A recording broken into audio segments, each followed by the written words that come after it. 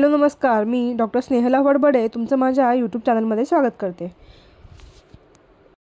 तर आपण आज कोरडगाव बोदेगाव रस्त्यावर असलेल्या रस्त्यापासून 1.5 ते 2 किलोमीटर आतमध्ये असलेल्या हरिहरेश्वर शिवमंदिर तोंडोळी येथे भेट देणार आहोत।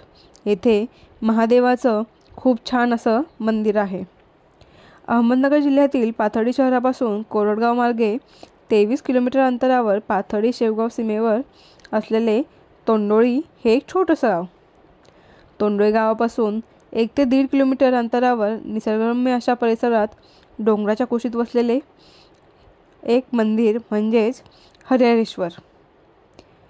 हरिहरेश्वर या नावाने ओळखले जाणारे एक प्राचीन शिवमंदिर, डोंगराने वेढलेले शांत व निसर्गरम्य परिसरात असलेले हरिहरेश्वर शिवमंदिर पंचक्रोशीतील भाविकांचे श्रद्धास्थान असून श्रावणातील 3ऱ्या सोमवारी इथे मोठा यात्रा उत्सव असतो।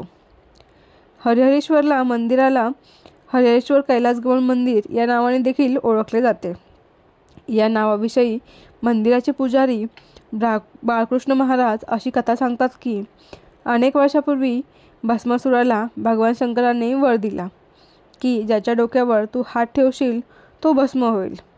एकदा भस्मासूर भगवान शंकराच्या डोक्यावर हात ठेवण्यासाठी त्यांच्या मागे धावू लागला। भगवान शंकर दंडकारण्यात पळाले तेव्हा पार्वतीने सर्व देवांची व भगवान विष्णूची भेट घेऊन त्यांना हा वृत्तांत सांगितला। तेव्हा भगवान विष्णूने मोहिनी रूप धारण करून भस्मासुराचा वध केला व नंतर याच अरण्यात भगवान शंकर व विष्णूची भेट झाली व ते कैलासात गेले। तेच हे ठिकाण म्हणून येथे भगवान शंकर व विष्णू यांची 2 लिंगे आहेत। पूर्वी या मंदिराच्या 4ही दिशेला सप्तऋषी राहत होते। याचा उल्लेख शिवलीलामृत 12व्या अध्यायात आलेला आहे। मंदिर पूर्वाभिमुख असून सभामंडप, गर्भगृह अशी मंदिराची रचना आहे।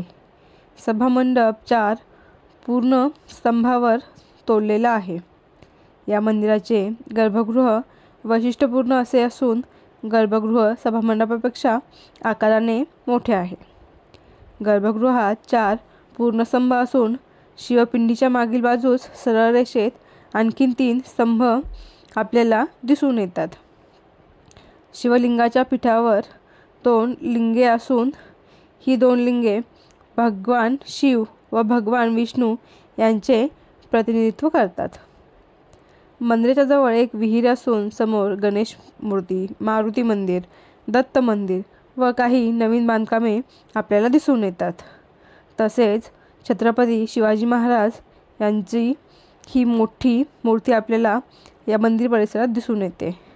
तसेच मंदिरासमोर नंदी, भग्नशिल्प, वीरगळ, सतीशिळा व एक सुंदर विठ्ठल रुक्मिणीची मूर्ती उभी आहे।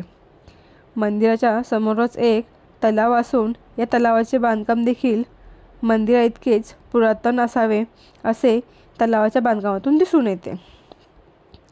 आपण मंदिरातून बाहेर पडल्यास समोरच एक शनी देवाचं मंदिरही आहे आणि श्रावण महिन्यात इथला निसर्ग सौंदर्य हे पाहण्यासारखे असते।